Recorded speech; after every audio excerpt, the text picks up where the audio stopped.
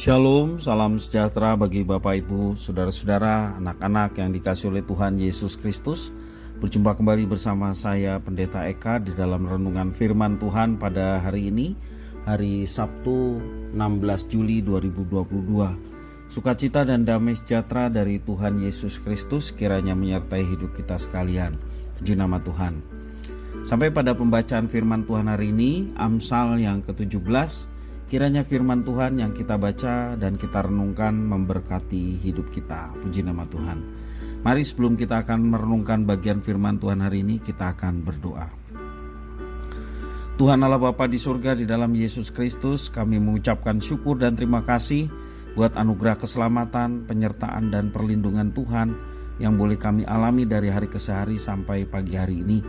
Dan kami juga mengucap syukur kalau kami masih diperkenan Tuhan untuk belajar firman Tuhan.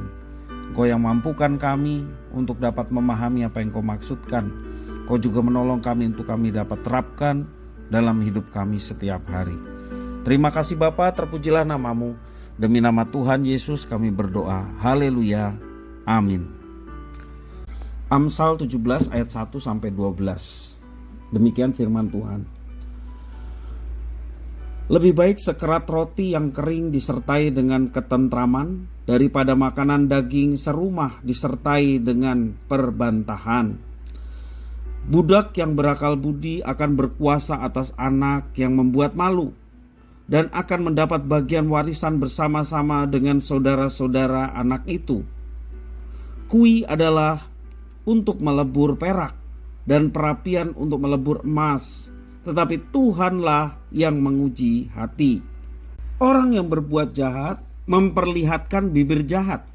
Seorang pendusta memberi telinga kepada lidah yang mencelakakan.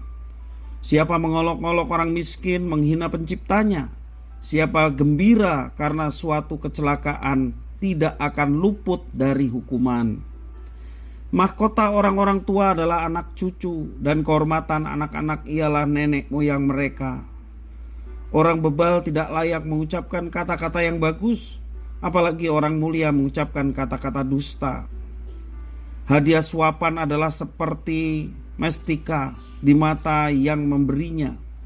Kemana juga ia memalingkan muka, ia beruntung.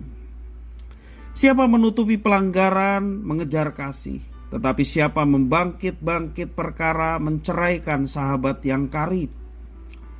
Suatu hardikan lebih masuk pada orang berpengertian daripada 100 pukulan pada orang bebal. Orang durhaka hanya mencari kejahatan, tetapi terhadap dia akan disuruh utusan yang kejam. Lebih baik berjumpa dengan beruang betina yang kehilangan anak daripada dengan orang bebal dengan kebodohannya. Bapak Ibu, saudara-saudara yang dikasihi oleh Tuhan, setiap kita dihadapkan dengan banyak pilihan untuk hidup seperti apa. Apakah hidup dengan baik di tengah keluarga, ataukah hidup sebagai orang yang terus melakukan kejahatan, atau memilih hidup menjadi orang yang bebal.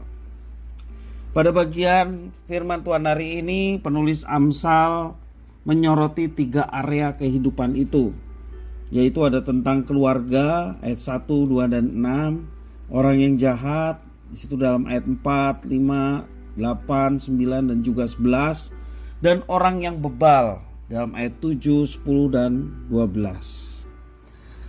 Mengenai keluarga, penulis Amsal mengajarkan bahwa ketentraman di dalam keluarga jauh lebih penting dibandingkan dengan kecukupan harta, tetapi penuh dengan perbantahan. Selain itu, setiap anggota keluarga memiliki peranan dan kedudukan yang penting dalam menjaga nama baik keluarga.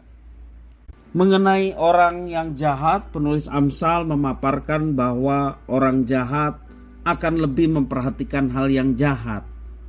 Ya, ciri khasnya orang jahat memperhatikan hal yang jahat dalam ayat 4 dan 11. Dan cenderung melakukan segala cara untuk berbuat jahat dan curang. Dikatakan dalam ayat yang ke-8, bahkan sahabat karib pun dapat tercerai. Ayat 9, Penulis Amsal juga mengingatkan bahwa akan ada balasan bagi mereka yang berbuat jahat. Ayat yang kelima. Juga penulis Amsal mengatakan mengenai orang bebal. Dia mengungkapkan bahwa orang bebal suka mengucapkan hal-hal yang buruk. Ya, bukan saja mengucapkan, kalau di zaman sekarang menuliskan di media sosial ataupun memvideokan hal-hal yang buruk. Demikian juga orang bebal sulit untuk ditegur. Ayat 12 menjelaskan orang bebal melakukan hal-hal yang bodoh. Namun di atas semua apa yang dilakukan orang bebal, penulis Amsal menegaskan bahwa pada akhirnya Tuhanlah yang menguji hati seseorang.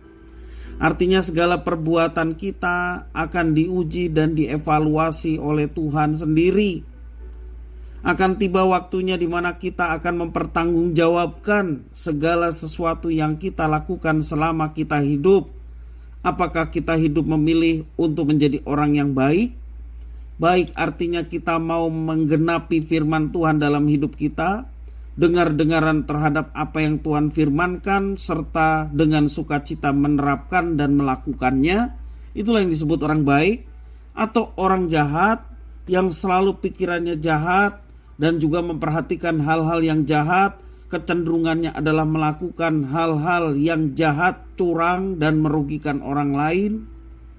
Atau orang bebal yang sering mengucapkan hal yang buruk, sulit dikandani, sulit ditegur, atau melakukan hal-hal yang bodoh. Kita mempertanggungjawabkan apa yang kita perbuat selama kita hidup. Ketika waktu itu tiba, siapkah kita mempertanggungjawabkan segala perbuatan kita di hadapan Tuhan?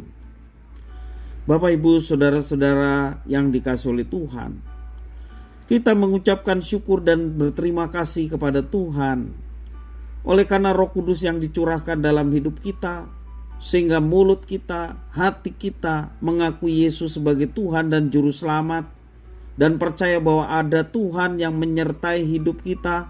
Menyertai untuk apa? Menyertai untuk melakukan perbuatan baik yang sesuai dengan apa yang diperintahkan dan diajarkan firman Tuhan. Bapak, Ibu, saudara-saudara, pergunakanlah kesempatan di dalam kehidupan kita untuk melakukan hal-hal yang baik. Berkata-katalah yang baik yang membangun orang lain. Ketika kita tahu bahwa orang lain telah berbuat tidak sesuai dengan firman Tuhan, tegurlah dengan penuh kasih sayang, bukan tegur untuk mempermalukan atau menjatuhkan seseorang. Mari kita senantiasa menabur kebaikan. Firman Tuhan adalah sumber kebaikan sejati. Kebaikan di luar firman Tuhan adalah semu. Bahkan segala sesuatu yang kita perbuat tanpa dilandasi dengan iman, kata firman Tuhan, semuanya itu adalah dosa. Dan kita sudah mendapatkan apa yang Tuhan kehendaki, firman Tuhan yang secara lengkap tertulis dalam Alkitab, kitab suci. Maka itulah yang kita tekuni, kita pelajari. Apa yang belum kita perbuat seperti yang diperintahkan, kita terus belajar menerapkannya.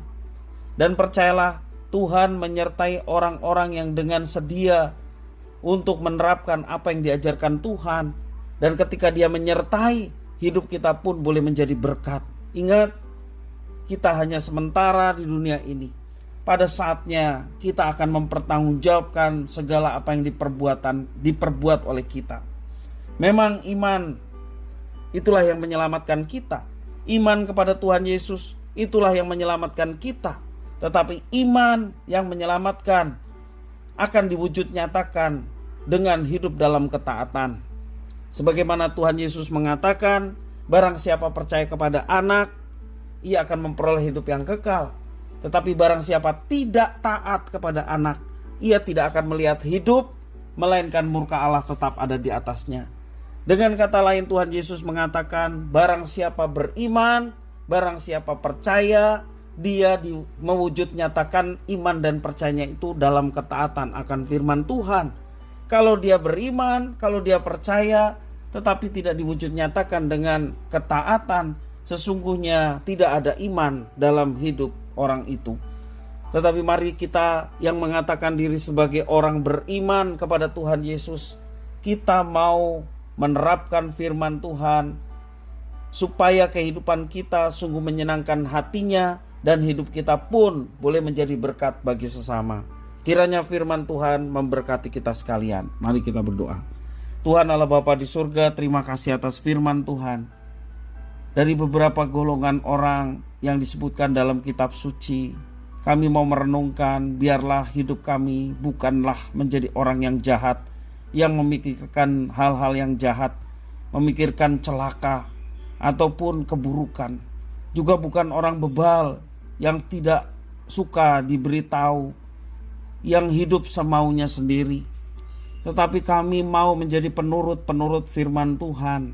Kami diajarkan firman Tuhan, dengan sedia kami berusaha untuk melakukannya.